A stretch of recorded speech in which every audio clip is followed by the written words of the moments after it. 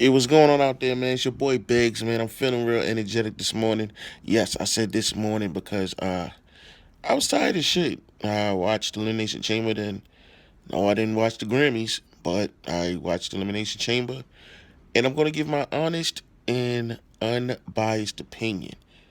No intro. I'm just gonna get into it. First and foremost, this crowd did reflect how I felt.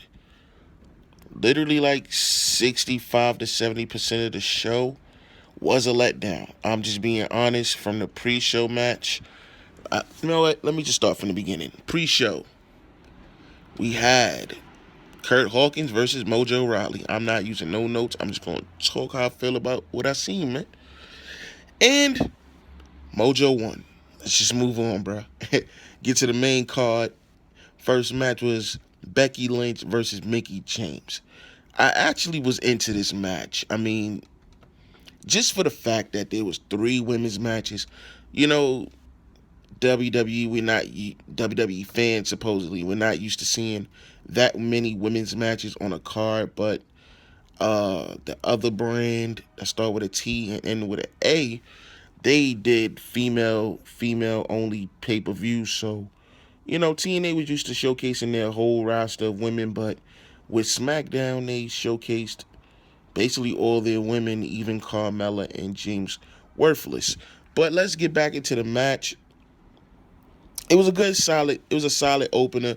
It wasn't a great match. It wasn't a bad match. It was a good opener. Becky Lynch got the win. I actually thought Mickey James would have won.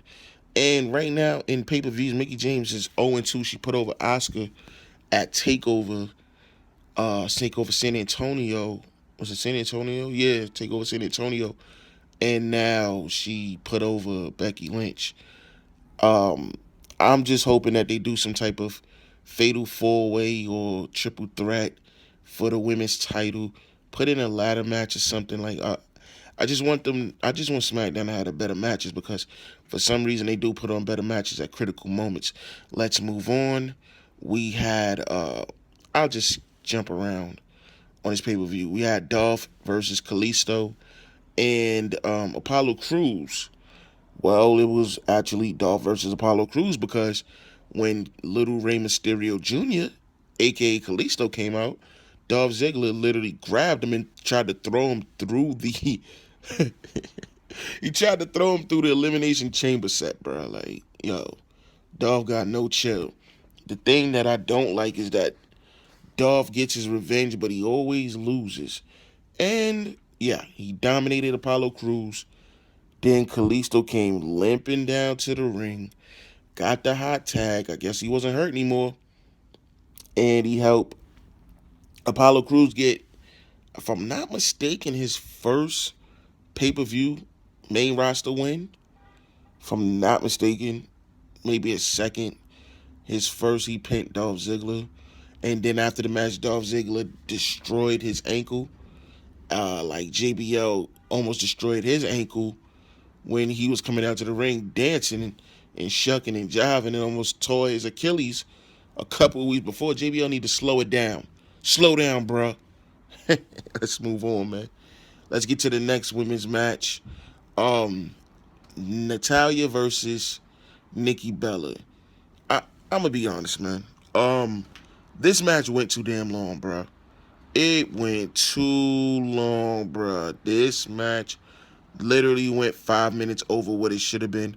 I like the rivalry with them.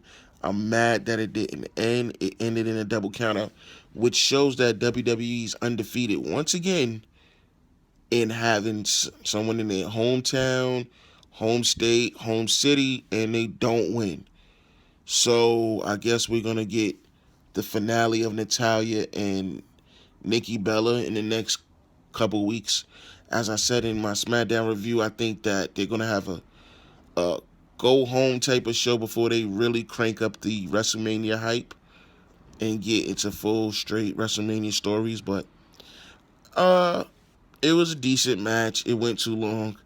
I actually liked it. Ryrie She stayed calling Nikki Bella a bitch. That should be funny as hell. But let's move on. We get to the tag team turmoil match. Um, hmm. Shout out to Heath Slater and Rhino. They're always gonna be over as a team. Um, Ascension. I'm not even gonna say they got buried. I would have been. I think if they would have won the titles last night, it would have shocked literally everybody. It would have been the biggest shock of the night. Let's just be honest. Uh, the Usos, who I love to call the Grand Theft Auto players, they basically took out the American Alpha after American Alpha beat them later on in the tag team turmoil. Let's just start from the beginning. Breezango was in there first with Heath Slater and Rhino. Breezango got eliminated. Then the Vaudevillains came out and they got eliminated. The Usos came out and the Usos took care of Heath Slater and Rhino. Then we had the champs come out, which I feel like they're gonna do something. They need to bring in another tag team, but the American Alpha pinned them, and then the Usos tried to take them out. The Ascension came down and they basically did the rookie mistake. They didn't take advantage of the situation. Alpha's won with the Alphaplex for the 3 count. I thought the Revival was going to come out. Hopefully, the Revival come out one of these weeks and literally put their stamp on the SmackDown roster. Let's move on to the final women's match. Shout out to the Glow. Shout out to Naomi. Shorty been on her grind for years. With a S. Years. She was supposed to get elevated to get the Divas title. She had got injured, was on the shelf. The brand split happened. I didn't really see her winning this match, but I'm not complaining about it. I think the chemistry with her and Alexa Bliss is actually better than the chemistry with Bliss and Becky Lynch. It was a decent match. It was good. It wasn't too bad. Um, I actually liked the fact that it was unexpected that Naomi was going to win. I didn't expect her to win the match. In my opinion, I didn't expect her to win. But I'm glad she won. She get her first title reign. I mean, listen, some bloggers are gonna complain that they don't like the titles happen. In this case, I'm actually cool with it because you open up the door for SmackDown to put on more matches. I think they can do a fatal 4-way for the title now in a fatal 4-way elimination type situation. Or, like I said, they could do a ladder match. One of these matches from SmackDown side has to be like a no DQ or a ladder match type situation with the belts on the line. Shout out to Naomi again. Salute to you, ma. Let's get to the main event. The most obvious pick, but people still didn't want to really take that step and fully pick Bray Wyatt. Bray Wyatt. Wow. Bray, 4 years, bro. His first singles title is the title, not that bum ass Universal title. He won the WWE Championship.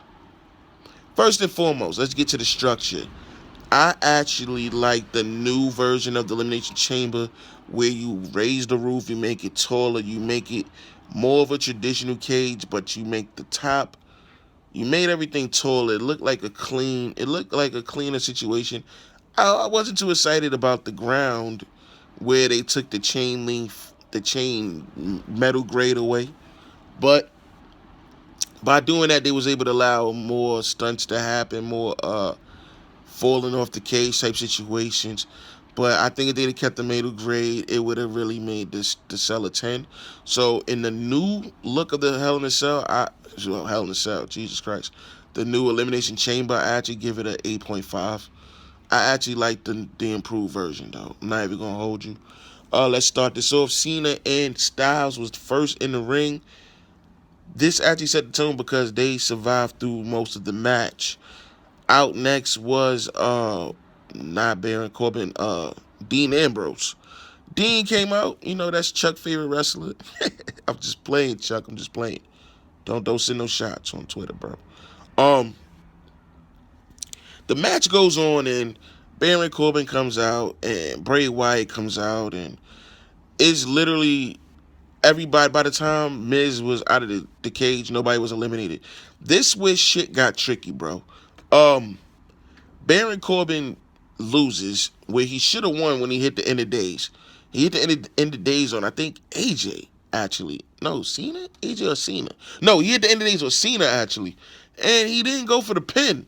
I'm like, bro, what the fuck are you doing, man? Get the fucking pin, bruh. He didn't go for the pin, which cost him because I think Dean pinned him. This dude lost his motherfucking mind, bro. Yeah, I'm about to curse and I ain't tripping no more. He went off, bro. He threw him through. He threw him through the pod, bro. He gave him the end of days. He smashed him into the cage. He gave him elbows. He fucked him up, bro. He beat Dean Ambrose ass, bro. He beat him up. Him and Dean need to have like a no DQ match. I really think Baron Corbin's good. He's eventually going to be WWE champion. 2017, I say either 2017 or early 2018, Baron Corbin will be the face of SmackDown, bro. He needs to get his mic skills together.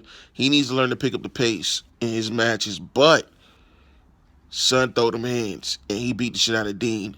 Then Miz capitalizes and pins Dean after Dean is laid out. Miz gets eliminated. Then we down to the final three. AJ, Cena, and Bray.